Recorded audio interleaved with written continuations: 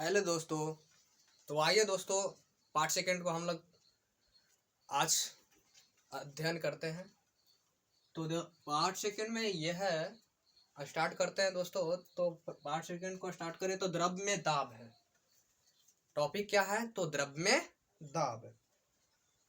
चलिए दोस्तों, तो अब देखिए कि द्रव में जो है दाब वो किस तरह का होता है ना, कैसे वो होता है।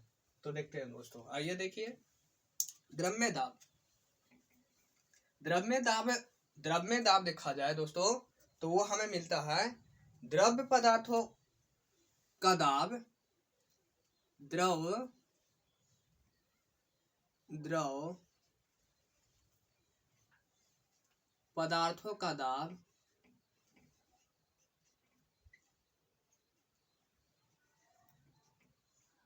द्रव पदार्थों का दाब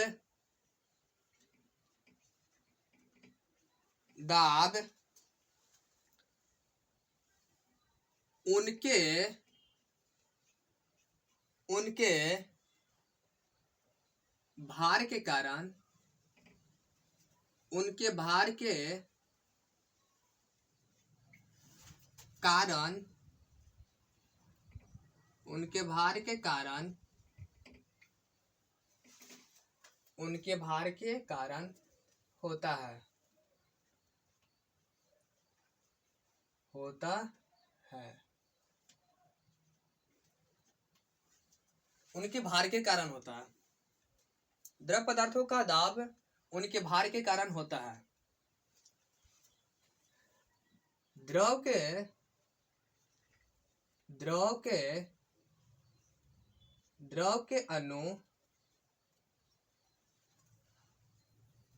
द्रव के अणु अनियमित, द्रव के अणु अनियमित अनियमित अनियमित अनियमित गति करते रहते हैं, गति गति करते रहते हैं, गति करते रहते हैं।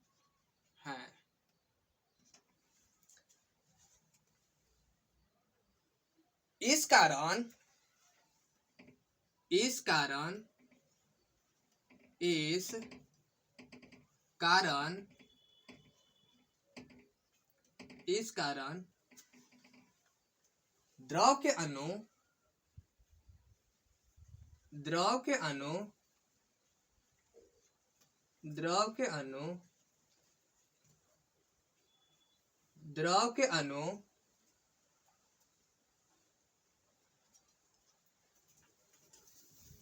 परस्पर द्रव के अणु परस्पर तथा परस्पर तथा तथा परस्पर तथा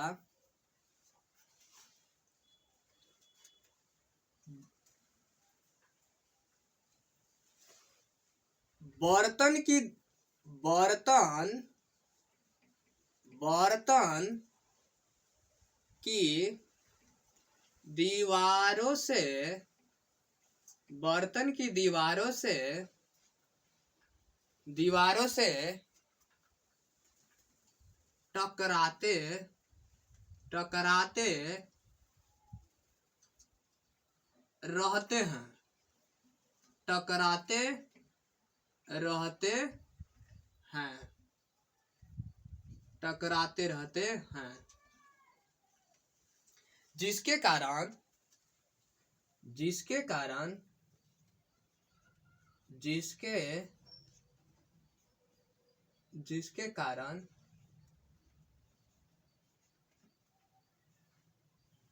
जिसके कारण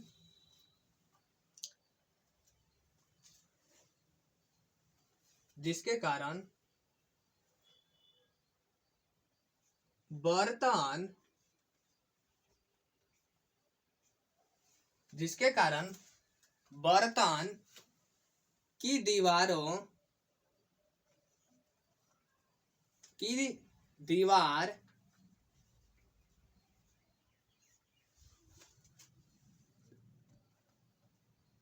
तथा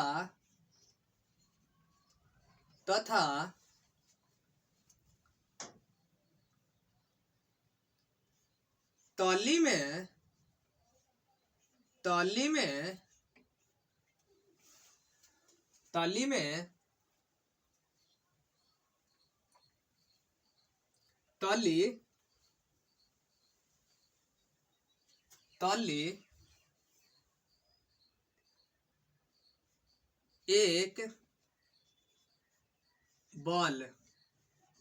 एक बल का अनुभव करती है।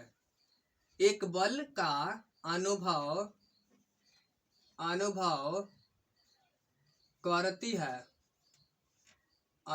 करती है।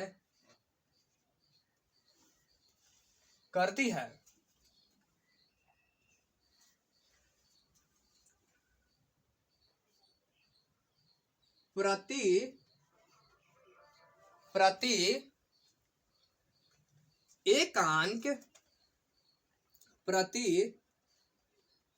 एकांक क्षेत्रफल पर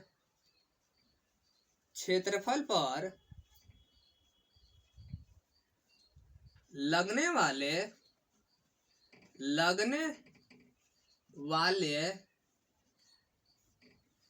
इस बल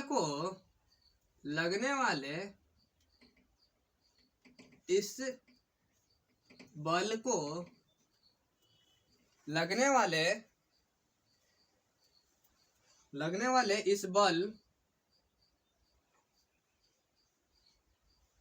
इस बल को ही द्रवों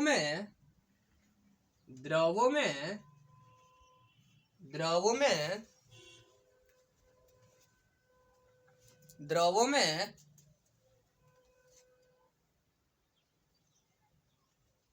दाब कहलाता है। दाब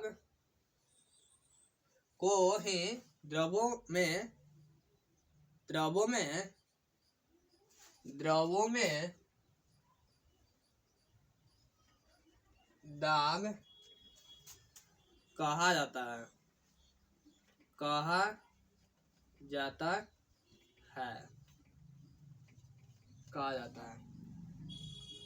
तो आइए दोस्तों, इस तरह से हम देखते हैं कि द्रव्यों में दाब कैसे होता है, कैसे उत्पन्न होता है, द्रव्यों में दाब किस तरह का होता है, उसके बारे में हम सब जानते हैं।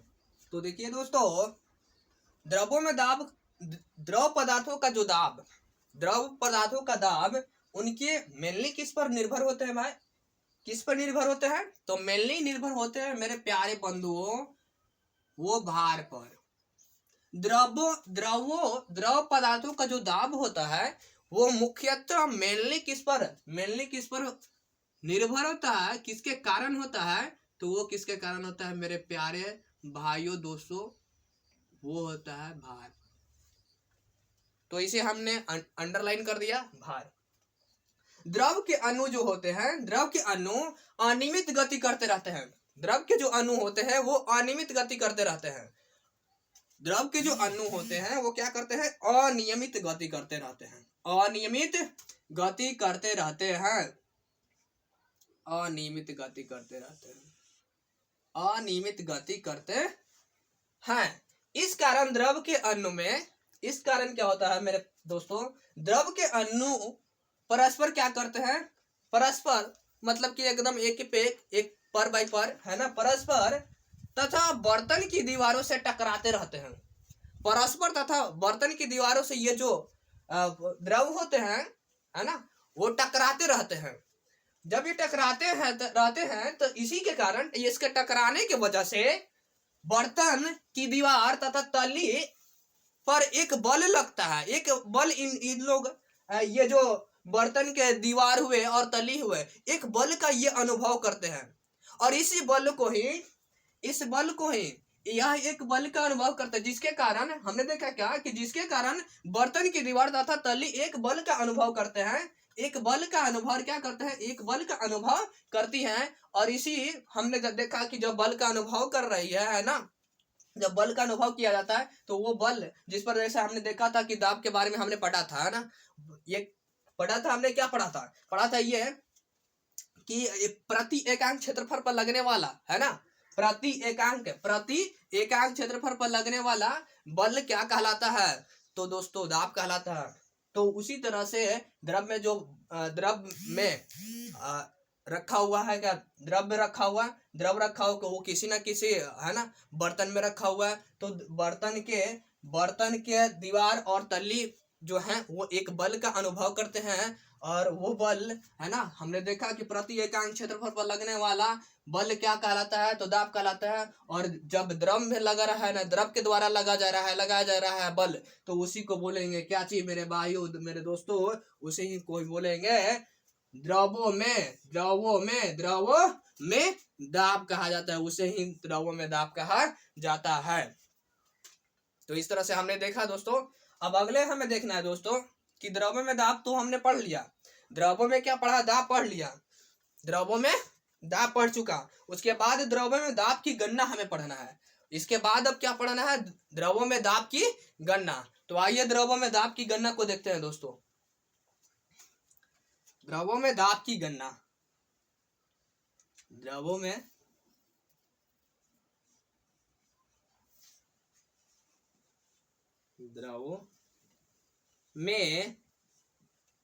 दाब, द्रव्यों में दाब की गणना,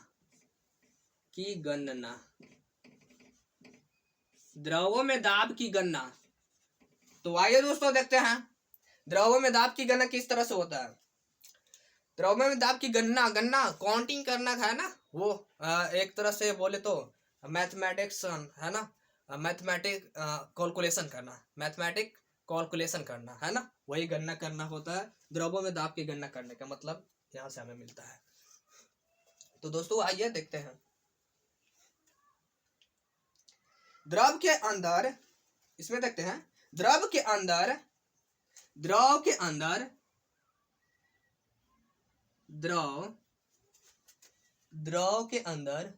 नजर आ रहा है ना, द्रव के अंदर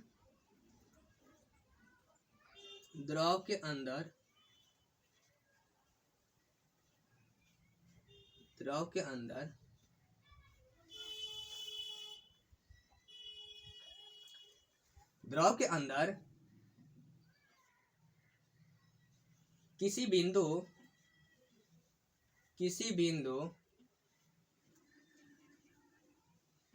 पर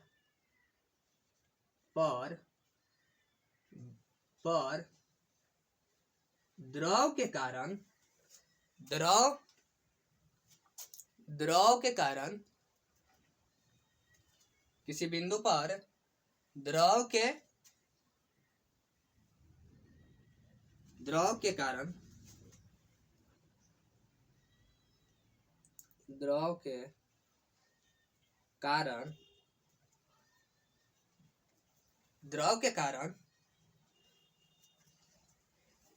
दाब, द्रव के कारण दाब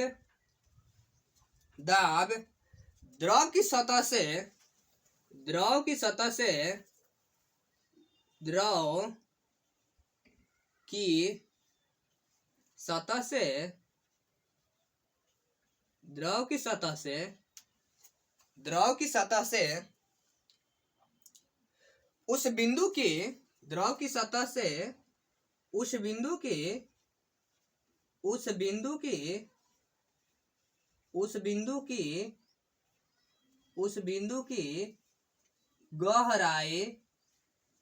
उस बिंदु की गहराई जिसको एच से सूचित करते हैं, एच से, स्मॉल एच से इंडिकेट करते हैं, स्मॉल एच, एच, स्मॉल गहराई स्मॉल एच, द्रव का द्रव का द्रव का द्रव का द्रव का द्रव का घनत्व घनत्व द्रव का घनत्व डी, द्रव का घनत्व डी, द्रव का घनत्व डी तथा गुरुत्वीय तथा गुरुत्वीय तथा गुरुत्वीय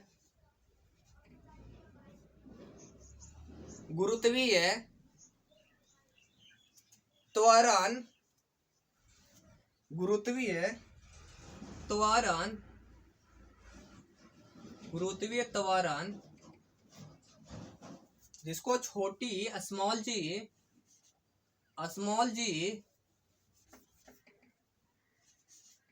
से इंडिकेट किया जाता है। गुरुत्वीय त्वरण की गुणनफल के गुणनफल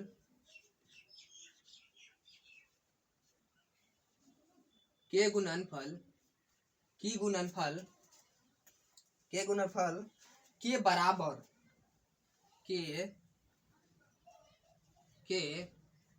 बराबर के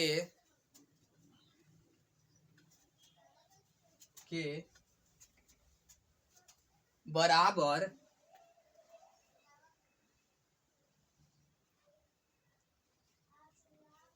बराबर के बराबर होता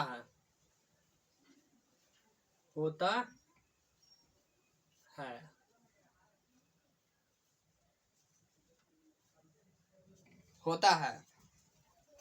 अर्थात अर्थात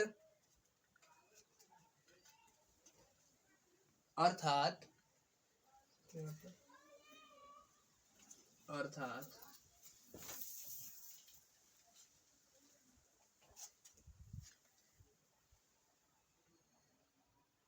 अर्थात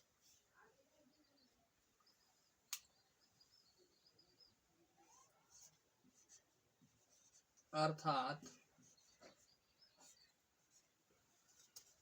दाब दाब दाब दाब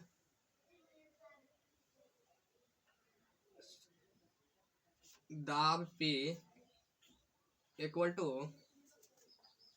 दाब P equal to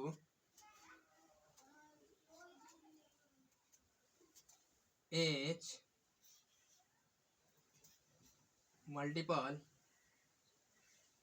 multiplication D multiplication G।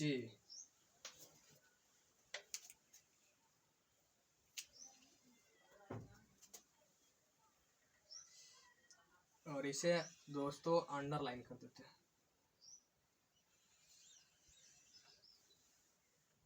नजर आ रहा है?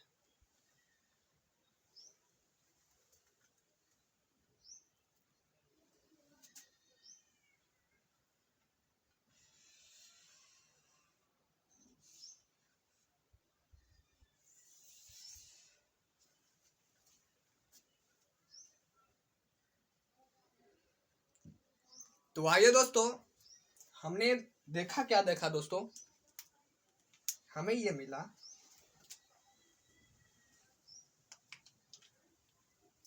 कि द्रव्य में दाब की गणना जो हुआ वो किस तरह से हुआ, द्रव्य में दाब की जो गणना हुआ वो किस तरह से। तो हमने ये देखा कि द्रव के अंदर किसी बिंदु पर द्रव के अंदर कोई लिक्विड है, उस लिक्विड के अंदर, ठीक ना, उस लिक्विड के अंदर किसी बिंदु पर किस पर? तो किसी बिंदु पर, किसी बिंदु पर द्रव के कारण, किसके कारण? तो द्रव के कारण, लिक्विड के कारण, बिंदु पर लिक्विड के कारण, है ना, लिक्विड के कारण जो दाब हम लगता है ना, जो दाब लगता है वो दाब द्रव की सतह, द्रव की सतह उस बिंदु की गहराई, द्रव की सतह, द्रव की सतह से, द्रव की सतह से, द्रव की सतह से उस बिंदु की गहराई एच, उस बिंदु की, द्रव की सतह से उस बिंदु की गहराई कितना होना चाहिए? तो एच, उस बिंदु की गहराई क्या होना चाहिए? तो एच, गहराई एच, तथा द्रव का घनत्व, द्रव का जो घनत्व होना चाहिए वो क्या? तो डी, स्मॉल डी से, और गुरुत्वीय त्वरण, और क्या? गुरुत्वीय त्वरण, तो गुरुत्वीय त्वरण क्या है दोस्तों में? वो स्मॉल जी, स्मॉल जी के गुणनफल को ही, इन तीनों के गुणनफल को, कौन कौन सा गुणनफल? तो बिंदु की गहराई, द्रव का घनत्व और गुरुत्वीय त्वरण, गुरुत्वीय त्वरण के गुणनफल के बराबर होता है। कौन? तो दाब, कौन सा दाब भाई मेरे? तो वो कौन सा दाब कि द्रव के अंदर किसी बिंदु पर, द्रव के अंदर किसी बिंदु पर द्रव के कारण, द्रव के कारण ही, द्रव के अंदर किस, द्रव के अंदर किसी बिंदु पर द्रव के कारण, द्रव के कारण दाब जो होता है ना, वो द्रव की सतह से उस बिंदु की गहराई, गहराई द्रव का तथा द्रव का घनत्व और गुरुत्वीय त्वरण के गुणनफल के बराबर होता है, के तुल्य होता है। समझे दोस्तों? इस तरह से हमें मिला क्या? मिला नीचे मिला, अर्थात मीन्स, ये मीन्स मिला कि दाब जो होता है वो किसके बराबर होगा? कि जब लिक्विड में रहेगा, लिक्विड फॉर्म में, तो वो किसके दाब की गणना अगर करें लिक्विड फॉर्म में रहे तो उसकी किसका होगा? तो एच गुने डी गुने जी, यानी P इक्वल टू, अर्थात P equal to H into D into G के तुल्य बराबर होगा। समझे दोस्तों? तो इस तरह से हमने इतने को देखा, दो टॉपिक्स को अभी हमने देखा कि द्रव में दाब कैसे हुआ है ना, द्रव में दाब के बारे में हमने पढ़ा, द्रव में दाब के बारे में पढ़ा, और उसके बाद हमने दूसरे सेकंड में पढ़ा क्या कि द्रव में दाब की गणना किस तरह से होता है। तो याद रखना, याद हम लोग को रखना है दोस्तों कि द्रव में जो दाब की गणना होता है वो फार्मूला हमें क्या मिलेगा? वो भी एक फार्मूला हुआ। तो वो कौन सा फार्मूला है ये? तो ये है कि P equal to H into D into G, यही हमारा दोस्तों VBI फार्मूला हुआ इस चैप्टर से। समझ पाए? तो देखिए अब नेक्स्ट में बढ़ते हैं दोस्तों। तो नेक्स्ट है दोस्तों, देखिए अब हम नेक्स्ट में है दोस्तों वायुमंडलीय दाब पढ़ते हैं।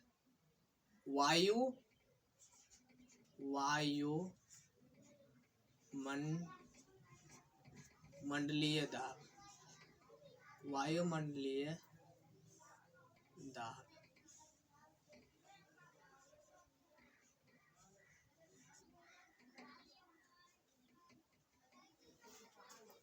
वायुमंडलीय दाब को इंग्लिश में बोलते हैं दोस्तों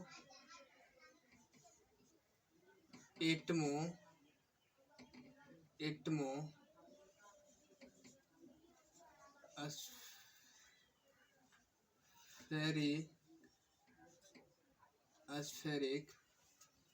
प्रेशर,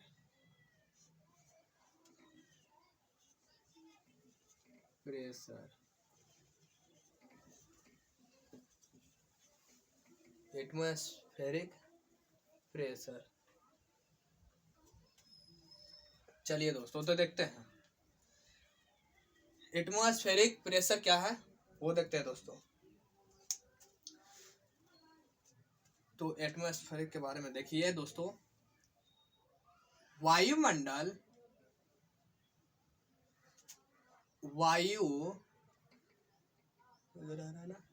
वायुमंडल में,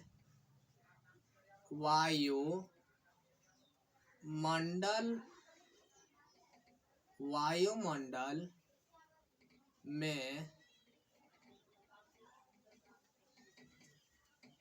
उपस्थित वायुमंडल में उपस्थित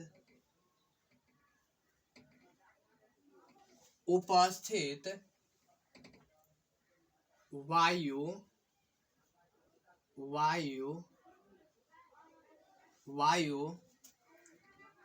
हम सभी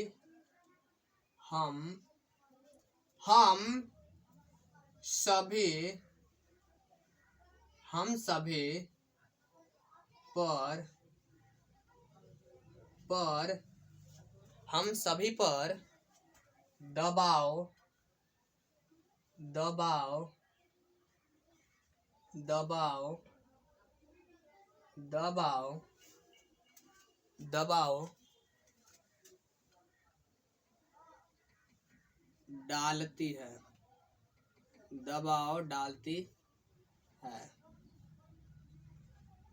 डालती है, जिसे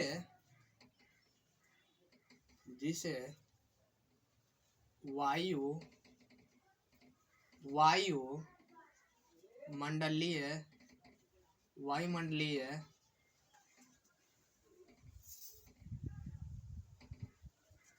दाब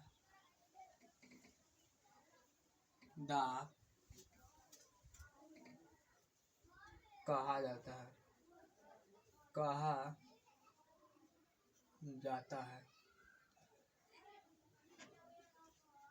जाता है। तो दोस्तों हमने देखा कि वायुमंडलीय दाब किसे कहते हैं। तो वायुमंडलीय दाब किसे कहेंगे, तो वायुमंडल में उपस्थित वायु जो होते हैं, वायुमंडल में उपस्थित वायु जो होते हैं वो हम पर क्या करते हैं दोस्तों, हमारे चारों तरफ, क्योंकि वायु ही है, और ये जो वायु है वो हमारे चारों तरफ, ये हम पर क्या करते हैं दोस्तों, तो ये हम पर दबाव डालते हैं। और जब ये दबाव डालते हैं तो इन्हीं को बोलते हैं, इसी को बोलते हैं क्या चीज, बल देते हैं, तो इसी को बोलते हैं वायुमंडलीय, इस दाब को ही बोलते हैं। इस दाब को क्या बोलेंगे, वायुमंडलीय दाब कहा जाएगा, वायुमंडलीय दाब कहेंगे इसे ही। अब वायुमंडलीय दाब जो है,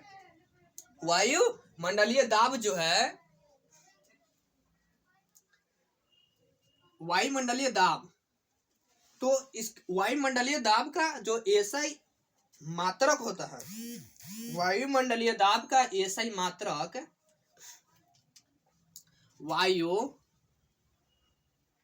नोट में लिखेंगे, वायुमंडलीय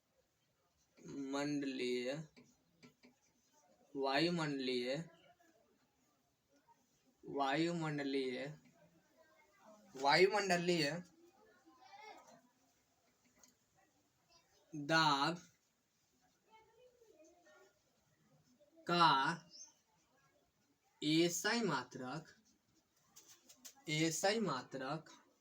का एसआई मात्रक वायुमंडलीय दाब का एसआई मात्रक क्या होता है मेरे प्यारे भाइयों, तो बार होता है। क्या होता है, बार होता है,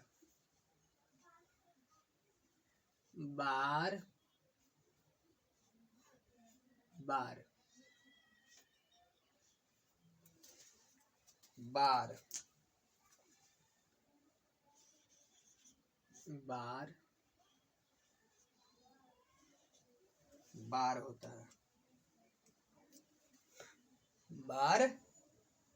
होता है,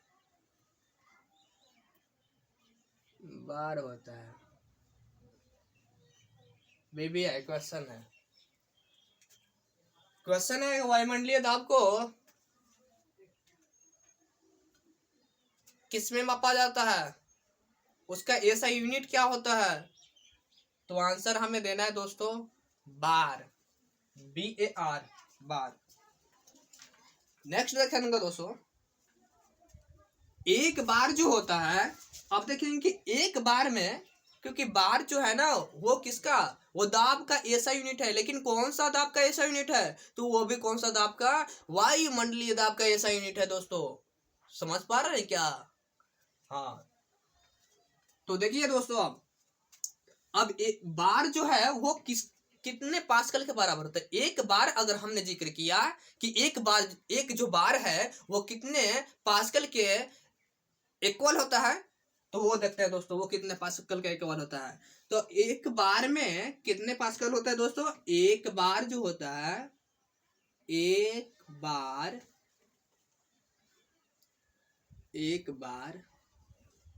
किसके बराबर होता है दोस्तों, तो ये किसके बराबर होगा, 10 के पावर 5, वो भी क्या, तो पास्कल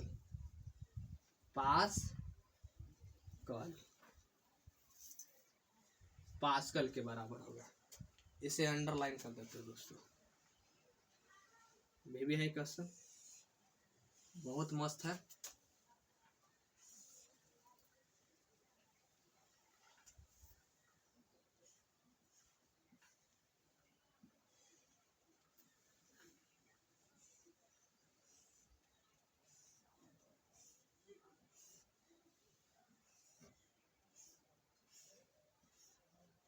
चलिए दोस्तों, हम नेक्स्ट देखते हैं दोस्तों। तो हमें याद रखना है दोस्तों कि एक बार जो है, एक बार वो किसके कितने पास्कल के बराबर होगा, तो 10 के पावर 5 पास्कल के बराबर होगा। कितने पास्कल के बराबर होगा, 10 के पावर 5 पास्कल के बराबर होगा। चलिए आगे देखिए आप।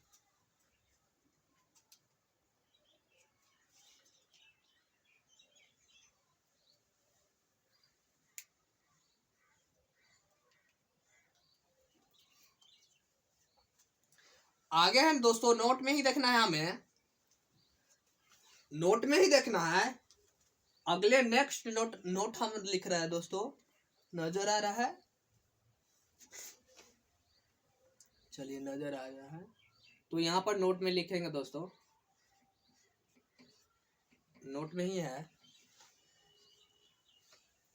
वायुमंडलीय दाब की जो गणना किया गया, सबसे पहले वायुमंडलीय दाब की गणना सबसे पहले किया होगा ना, तो सबसे पहले कौन सा वैज्ञानिक ने, कौन सा व्यक्ति ने किया था, तो वो कौन किया था दोस्तों, वो किए थे कौन, वान ग्यूरिक। कौन किए थे, वान ग्यूरिक। तो लिखेंगे दोस्तों, वायुमंडलीय वायुमंडलीय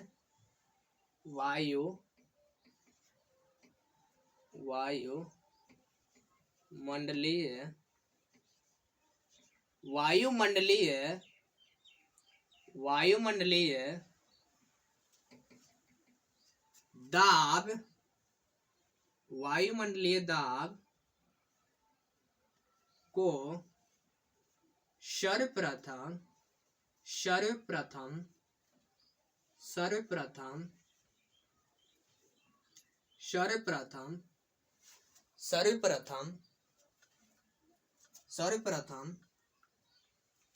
वायुमंडलीय दाब को सर्वप्रथम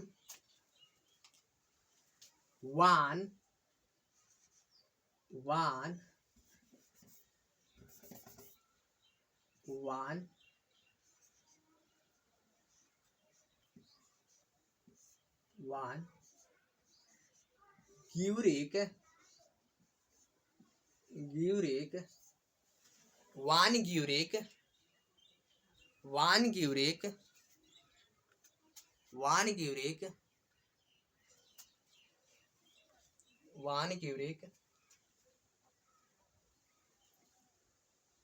ने की थी, वान ग्यूरिक ने की थी।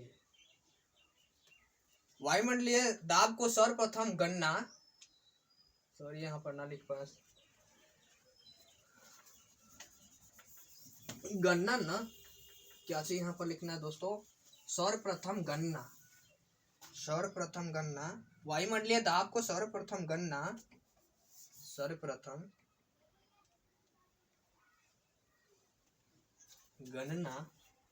सर्वप्रथम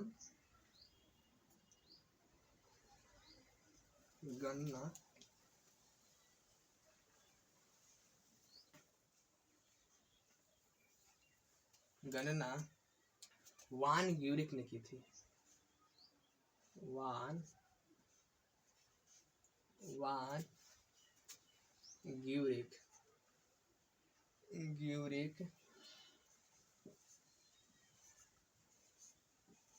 ग्यूरिक ने की थी।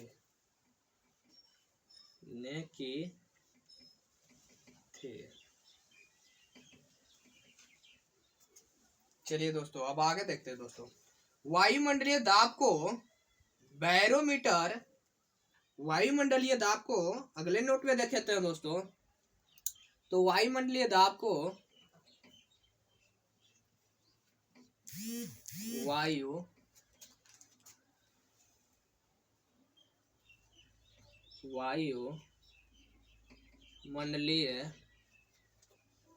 वायुमंडलीय दाब को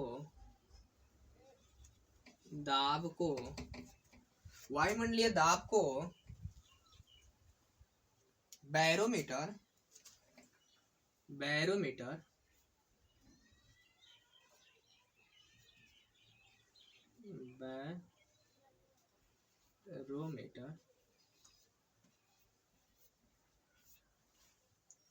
बैरोमीटर या इसी को हिंदी में नाम है, या इसी का हिंदी नाम क्या है, हिंदी नाम क्या है इसका? तो वायु दाब मापी।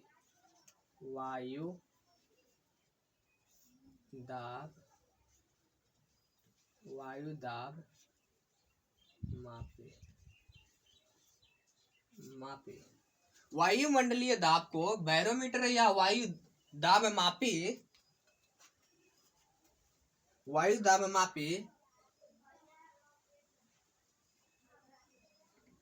के द्वारा या से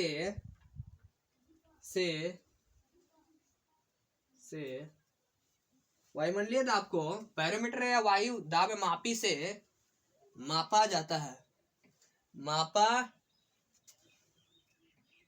मापा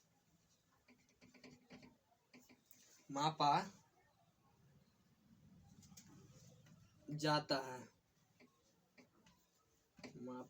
है।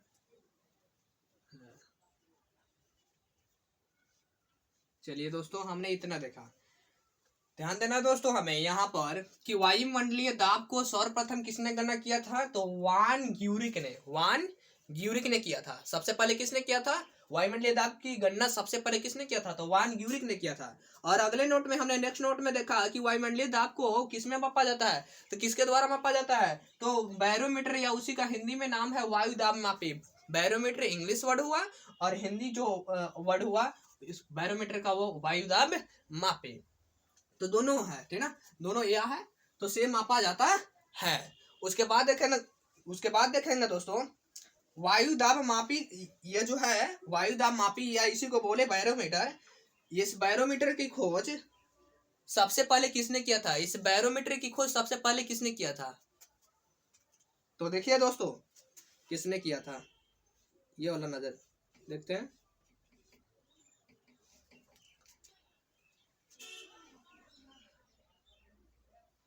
बैरोमीटर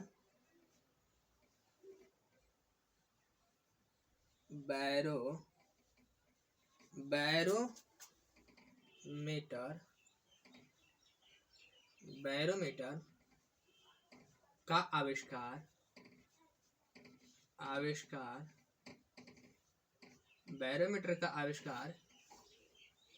बैरोमीटर का आविष्कार होगा। बैरोमीटर का आविष्कार किसने किया था? तो बैरोमीटर का आविष्कार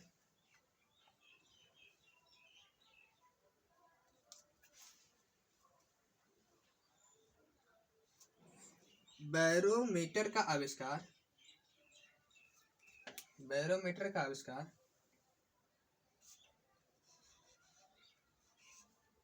फोर्टीन 14 बैरोमीटर का आविष्कार 14 ने किया था। 14 ने किया था।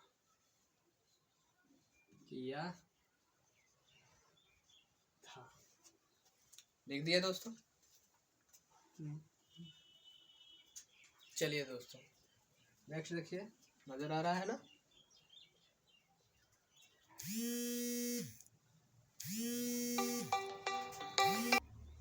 तो नेक्स्ट है दोस्तों, नेक्स्ट देखते हैं दोस्तों,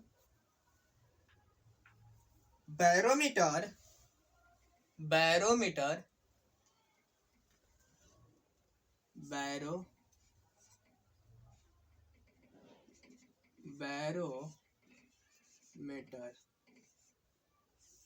बैरोमीटर की सहायता से, बैरोमीटर की सहायता से, बैरोमीटर की सहायता से, बैरोमीटर की सहायता से मौसम संबंधी, मौसम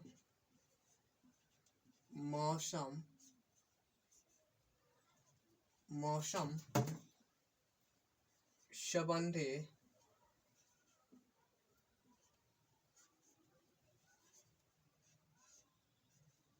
मौसम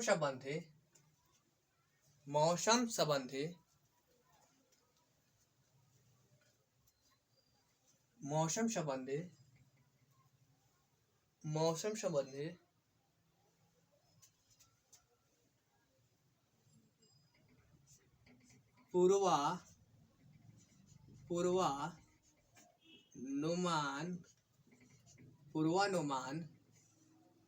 पूर्वानुमान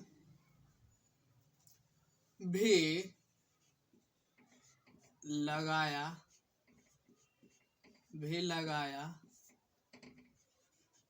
जा सकता है।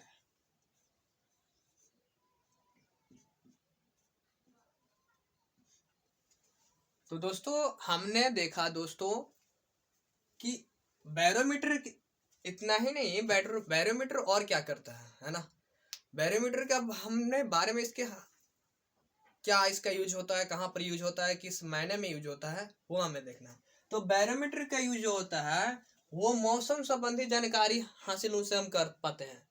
मौसम संबंधी जो भी जानकारियां हमें मिलता है वो हम बैरोमीटर की सहायता से वो जानकारी हम हासिल कर सकते हैं, पा सकते हैं। किसके सहायता से दोस्तों? तो बैरोमीटर की सहायता से। तो यही हमें ध्यान देना है दोस्तों कि बैरोमीटर की सहायता से मौसम संबंधी पूर्वानुमान, मौसम के आने के पहले ही हमें, है ना, जो मौसम आने वाला है वो हमें पता चल जाता है। वो किससे पता चला जाएगा कि अगले जैसे न्यूज वगैरह में हम लोग सुन पाते हैं, पहले ही 1-2 दिन पहले ही सुन पाते हैं और न्यूज वाले अलर्ट कर देते हैं लोग। तो वो किसके अनुमान से है? वही बोला रहा है पूर्वानुमान। पूर्वानुमान में क्या चाहिए? पहले ही। पूर्वानुमान मतलब पहले। तो पहले मौसम संबंधी जानकारी जो हासिल हो जाता है वो पहले ही मालूम चल जाता है। वो किसके जरिए से मालूम चलता है दोस्तों? तो वो किसके जरिए से? तो बैरोमीटर के जरिए से।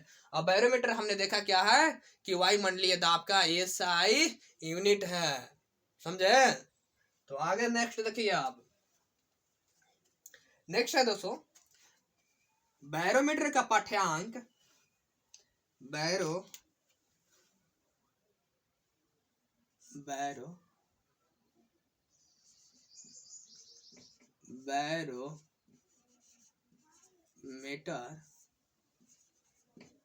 का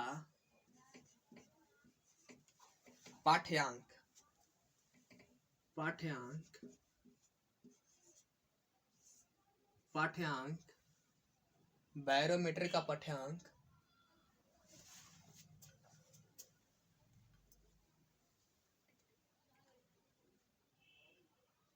अचानक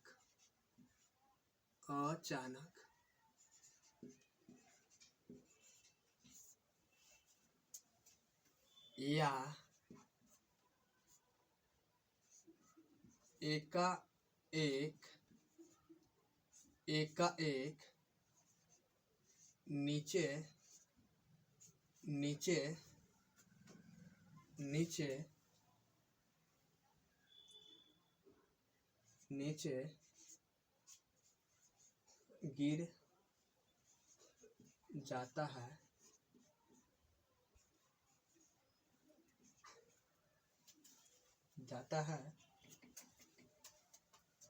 गिर जाता है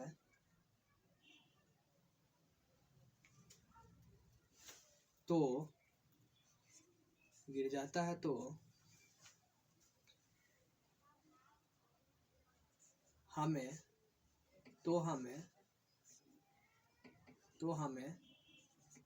आंधी आने की संभावना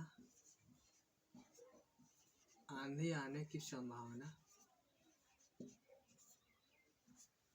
आने की संभावना की जानकारी मिल जाती है की जानकारी मिल जाती है।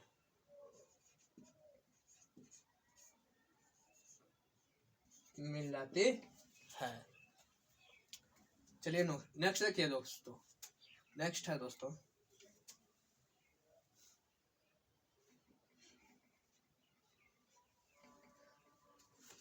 बैरोमीटर का पाठ्यांक।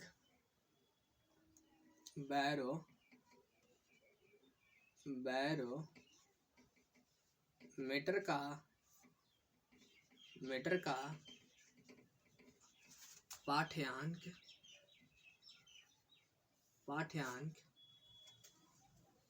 बैरोमीटर का पाठ्यांक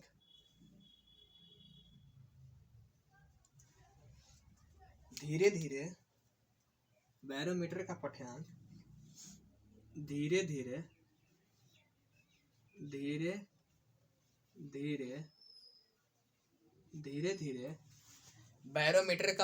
धीरे धीरे नीचे की ओर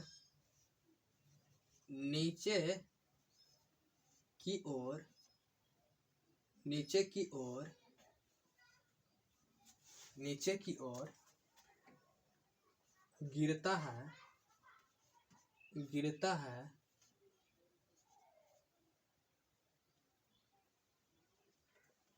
तब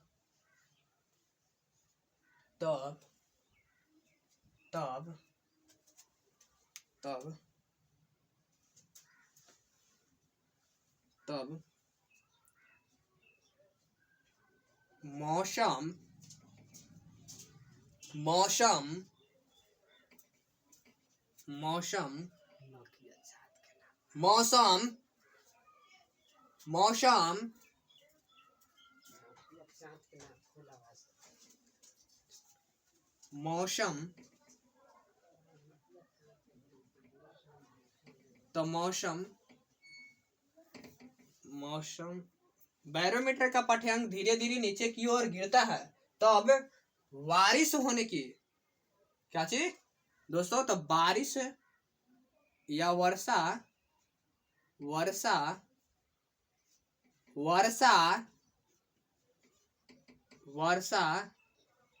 होने की संभावना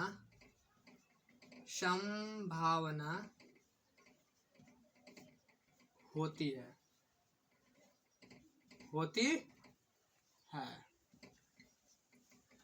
उसके बाद देखिए नेक्स्ट दोस्तों। तो नेक्स्ट हमें मिला दोस्तों, अगला देखना है कि बैरोमीटर का पाठ्यांक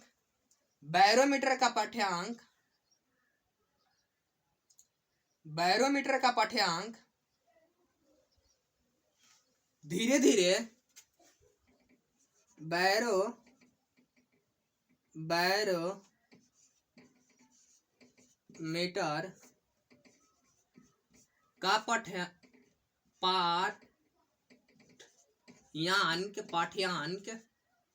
बैरोमीटर का पाठ्यांक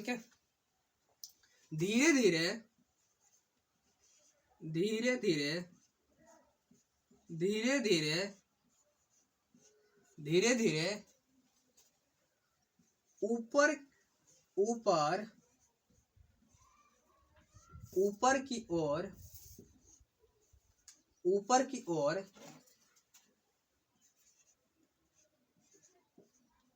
चढ़ने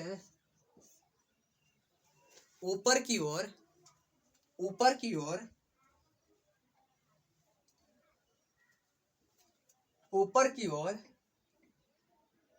चढ़ता है, ऊपर की ओर चढ़ता है, ऊपर की ओर चढ़ता है,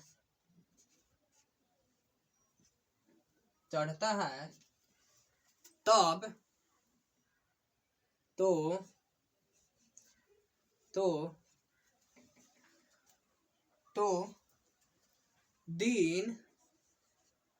तो दिन साफ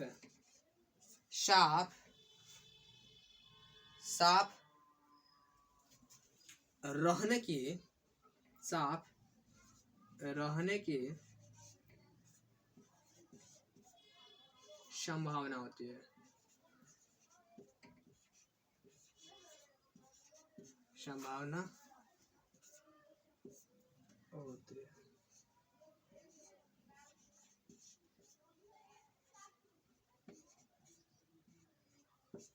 तो आइए दोस्तों, हमने ये देखा दोस्तों, क्या देखा कि बैरोमीटर का जो पाठ्यांक अचानक अगर नीचे की